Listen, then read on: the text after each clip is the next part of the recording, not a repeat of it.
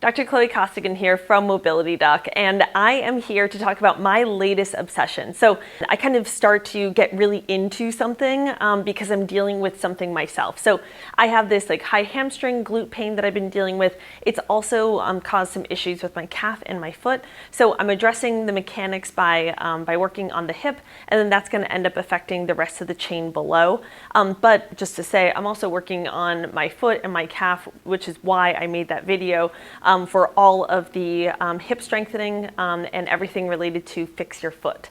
So make sure to check that out as well. In terms of focusing on my hip, I have been having this glute and hamstring issue. And what I feel is when I'm sitting, I kind of feel right in that high hamstring area. And I know you guys can relate to this because this is something that I talk to patients about all the time.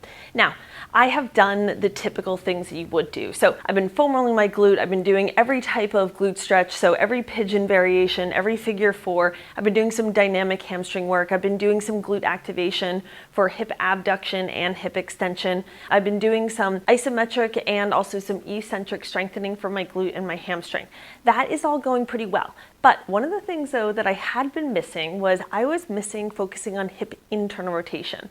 One thing that I noticed for myself, and I'll show you guys this, is that my left leg, the one that I'm having issues with, tends to be in a more externally rotated position. That means that if I'm looking at my leg, my kneecap is slightly turned out to the side. That means that that whole femur bone is rotated out a little bit. This happens more on my left side than on my right side. Now, it's not super obvious or anything like that. It's obvious to me. But these asymmetries end up creating some issues when I'm doing something like running, which necessitates a good bit of symmetry. So I have been really focusing on proving that external rotation so my leg can be in a more neutral position. That's where you're working on that glute, doing pigeon, figure 4, foam rolling. But the other thing is that I really have to start to teach that thigh, my femur, how to be in an internally rotated position. So I'm first going to show you guys what I've been doing lately for my hip internal rotation mobility. But stay tuned because I will be showing you guys how to do some hip internal rotation strengthening. But remember, there is a difference. So I first need to be able to attain the range of motion before I strengthen within it. Let's take a look at what I mean by the orientation of my thighs. So this right side, my hip and my knee are in a pretty straight line. Now, my femur bone actually runs kind of at this angle.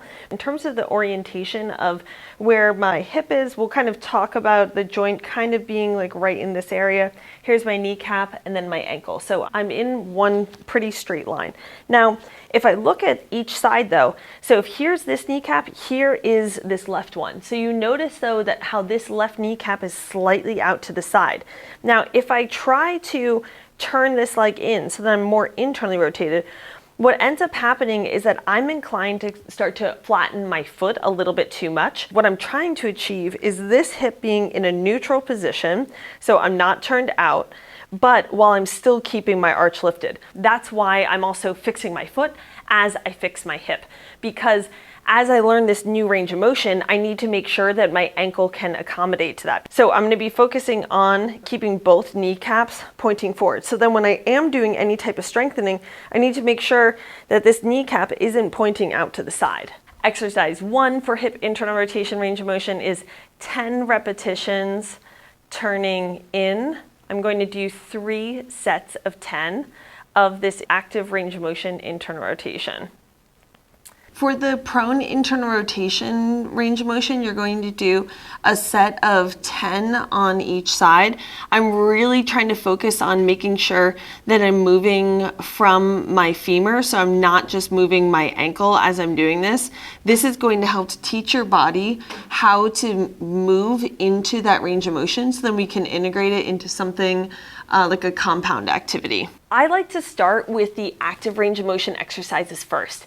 When you do this seated hip internal rotation, it's going to give you an opportunity for your brain to start to learn this motion. This isn't something that we are regularly stretching or moving into, so it will be really helpful to make sure that you're isolating that range of motion, because that isolation is key for improving that flexibility, and it will also be key for when we start to strengthen in that internal rotation position. I never really spent that much time focusing on this hip internal rotation range of motion, and boy, was I wrong. It has been so helpful, and that is why it's been my latest obsession. Lately, all of my patients have been receiving some type of information and exercises related to hip internal rotation range of motion because it can serve as a really important key to improving your mechanics. What we try to do at Mobility Doc is we try to make you a better mover. And part of being a better mover is knowing how your body moves. So that's why it's really important to take your time with this hip internal rotation range of motion exercises, because